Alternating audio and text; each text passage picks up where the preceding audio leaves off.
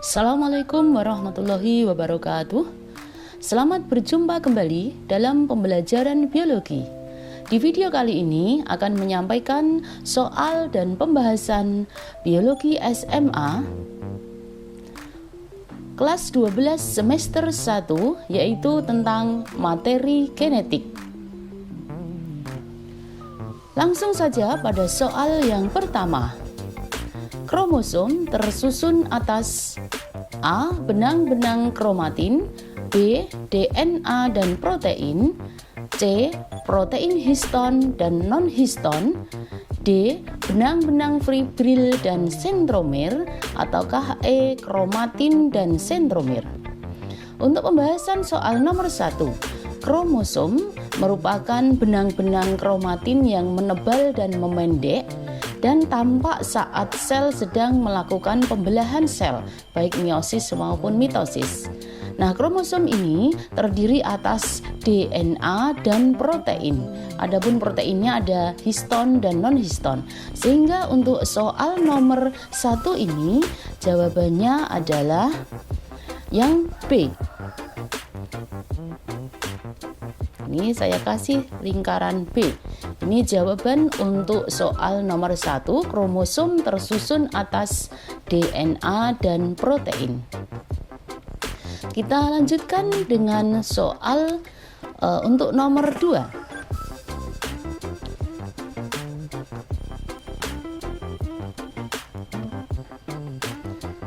Di antara pernyataan berikut ini, pernyataan yang tidak tepat adalah A. Kromosom dapat menggandakan diri, B. Kromosom merupakan benang pembawa sifat, C. Di dalam kromosom terdapat gen, D. Kromosom berfungsi untuk metabolisme sel, ataukah E. Kromosom hanya tampak saat sel sedang membelah. Untuk soal nomor 2, pernyataan yang tidak tepat, ya kita bahas satu persatu. Yang A, kromosom dapat menggandakan diri adalah pernyataan yang benar. B, kromosom merupakan benang pembawa sifat, juga pernyataan yang benar. C, di dalam kromosom terdapat gen, ini benar. Kemudian D, kromosom berfungsi untuk metabolisme, ini pernyataan yang kurang tepat karena metabolisme, pola dan arahnya adalah dikendalikan oleh enzim. Sehingga ini jawaban yang tidak benar adalah yaitu D. Ya. Untuk yang E, kromosom hanya tampak saat sel sedang membelah. Ini pernyataan yang benar. Nah, untuk soal nomor 2 sudah kita bahas, yaitu jawabannya adalah D. Kita lanjutkan untuk soal berikutnya. Soal nomor 3. Berikut merupakan penjelasan tentang gen yang benar, kecuali A. Semua sifat ditentukan oleh satu gen, B. Satu gen mengatur satu sifat, C.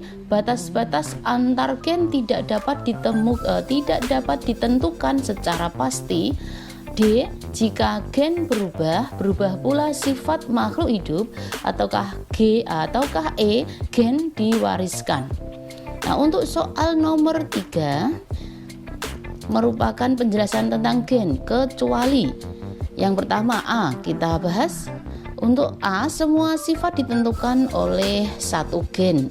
Nah, ini kita sudah menemukan jawabannya. Untuk pernyataan yang A ini bukan pernyataan yang benar, karena ini yang ditanyakan adalah pernyataan yang tidak betul ya, atau tidak benar, sehingga jawabannya adalah A. Yang B, satu gen mengatur satu sifat. Ini betul, pernyataan yang benar. C. Batas-batas antar gen tidak dapat ditentukan secara pasti. Ini pernyataan yang benar. D. Jika gen berubah pula sifat makhluk hidup. Ini juga pernyataan yang benar. Sedangkan yang E, ini juga pernyataan yang benar. Gen diwariskan. Oke, untuk soal nomor 3 sudah kita temukan jawabannya adalah A. Berikut merupakan penjelasan tentang gen yang benar kecuali A. Semua sifat ditentukan oleh satu gen. Ini pernyataan yang salah. Kita lanjutkan dengan soal yang keempat. Soal yang keempat, cara gen mengendalikan sifat makhluk hidup adalah A. Gen berupa enzim yang mengatur reaksi di dalam tubuh. B. Gen melakukan kegiatan metabolisme di dalam sel. C. Gen mengontrol pembelahan sel. D. Gen mengontrol struktur sel. Ataukah E. Gen mengontrol terjadinya mutasi. Untuk soal nomor 4, cara gen mengendalikan sifat makhluk hidup. Nah, sifat ini akan diwariskan. Jadi gen itu mengatur sifat-sifat yang diwariskan atau mengendalikan sifat yang diwariskan pada makhluk hidup. Sehingga untuk jawaban yang paling tepat untuk nomor 4 ini adalah yang C. Karena proses pewarisan sifat itu terjadi saat gen melakukan atau gen mengontrol pembelahan sel. Ini C, pernyataan yang paling tepat. Sudah kita jawab untuk soal nomor 4. Cara gen mengendalikan sifat makhluk hidup adalah ketika gen mengontrol pembelahan sel. Oke, kita lanjutkan dengan soal berikutnya. Soal nomor 5. Pernyataan berikut yang tidak benar. A. DNA merupakan polinukleotida ganda terpilin. B. DNA tersusun atas gula, garam, dan fosfat. C. Pasangan A dan T dan G dan C, AT dan GC merupakan pasangan basa abadi. D. DNA dapat mensintesa RNA. Ataukah E.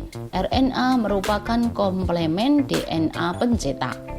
Untuk soal nomor 5 yang ditanyakan adalah pernyataan yang tidak benar. Sehingga untuk jawabannya kita cari ya. Yang A, DNA merupakan polinukleotida ganda terpilin. Ini pernyataan yang benar. B, DNA tersusun atas gula, garam, dan fosfat. Nah, ini pernyataan yang tidak benar. Sehingga jawaban untuk nomor 5 langsung kita temukan yaitu B. DNA tersusun atas gula, garam, dan fosfat. Karena ini pernyataan yang tidak benar. Yang C, pasangan AT, adenin, timin, kemudian guanin dan sitosin merupakan pasangan basa abadi. Ini pernyataan benar. D, DNA dapat mensintesa RNA. Ini benar, terjadi saat transkripsi DNA. Kemudian E, RNA merupakan komplemen DNA pencetak. Ini juga pernyataan yang benar. Sudah kita jawab untuk soal nomor 5. Kita lanjutkan dengan soal berikutnya.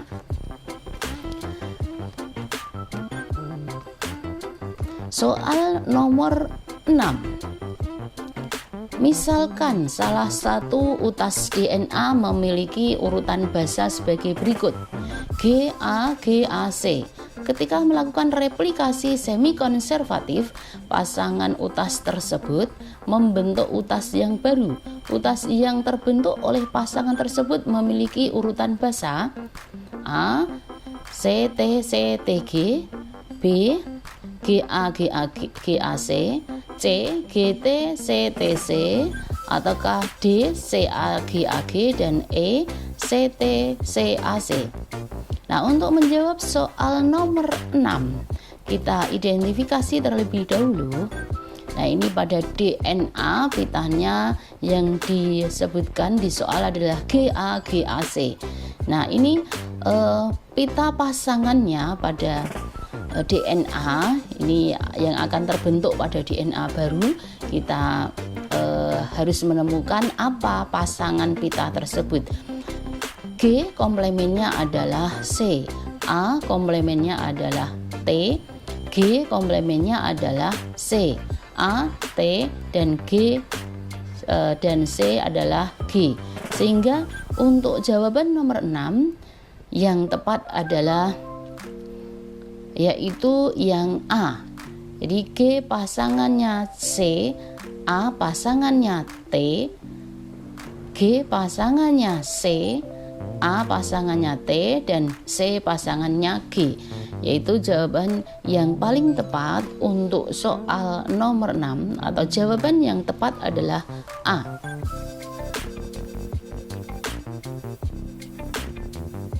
Ya, sedangkan yang lainnya adalah jawaban yang salah. Kita lanjutkan untuk soal berikutnya, yaitu soal nomor 7. Misalkan rantai antisense memiliki urutan basa CTGTC. DNA pencetak melakukan transkripsi atau penyalinan membentuk RNA. Urutan basa RNA yang terbentuk adalah A. CUGUC, B. GACAG, C. CTGTC, D.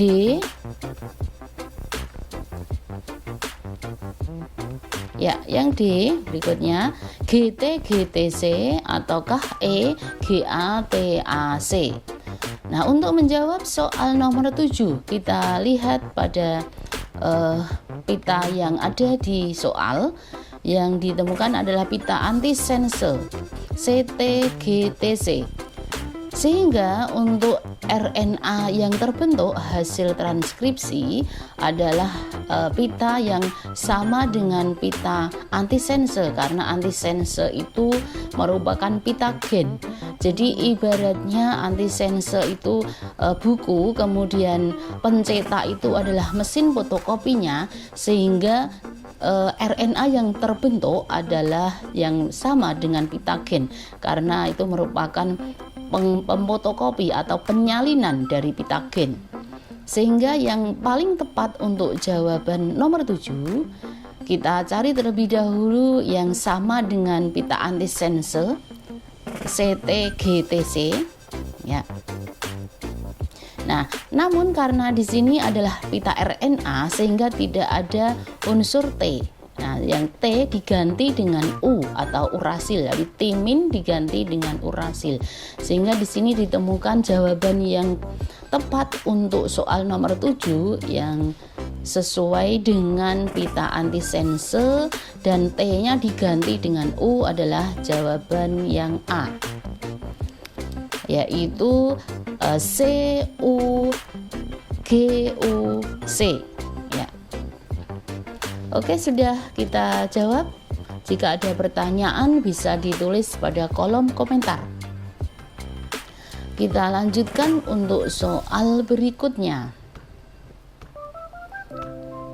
Soal nomor 8. Hasil transkripsi memiliki ciri-ciri sebagai berikut, kecuali A merupakan komplemen sense, B merupakan komplemen antisense, C ya, T pada DNA diganti dengan U pada RNA, D merupakan molekul utas tunggal yang mudah terurai, ataukah E semua pernyataan salah.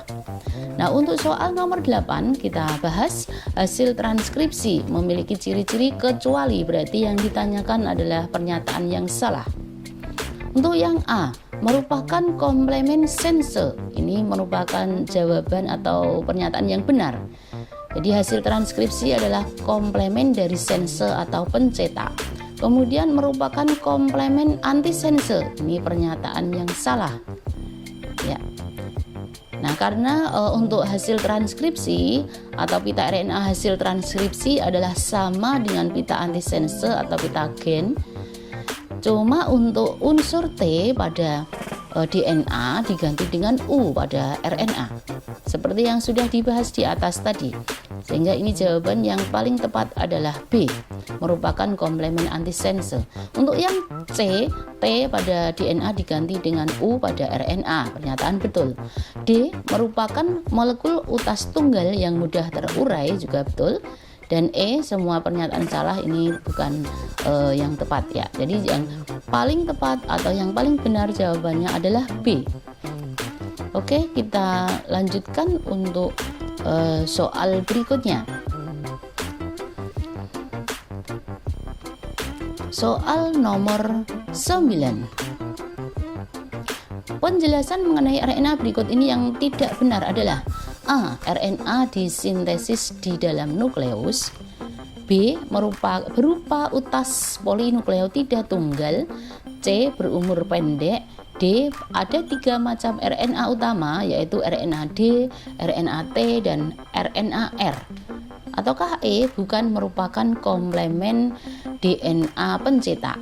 Untuk soal nomor 9 kita bahas penjelasan mengenai RNA yang tidak benar. Ini pernyataan yang salah yang ditanyakan. RNA disintesa di dalam nukleus, ini adalah pernyataan yang benar. Kemudian berupa utas polinukleotida tunggal, ini juga merupakan pernyataan yang benar. Yang C, berumur pendek, ini juga benar. Yang D, ada 3 macam RNA, RNA D, RNA T, dan RNA R, ini pernyataan yang benar. Dan yang E, bukan merupakan komplemen DNA pencetak. Nah, ini pernyataan yang tidak benar atau yang salah. Sehingga jawaban untuk nomor 9 adalah E. Ya. Oke, sudah kita bahas untuk soal nomor 9.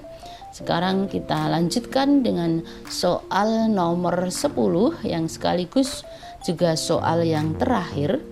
Basa nitrogen yang tidak terdapat di dalam RNA adalah A. guanin, B. adenin, C. timin, D. urasil, ataukah E. sitosin. Nah, ini untuk soal nomor 10 langsung dapat kita jawab.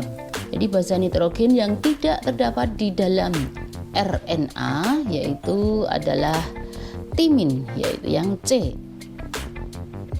Ya. Sudah kita jawab untuk soal nomor 10. Nah, soal ini sekaligus mengakhiri dari soal dan pembahasan pada video kali ini. Sampai jumpa pada video pembelajaran selanjutnya dan terima kasih. Semoga bermanfaat. Assalamualaikum warahmatullahi wabarakatuh.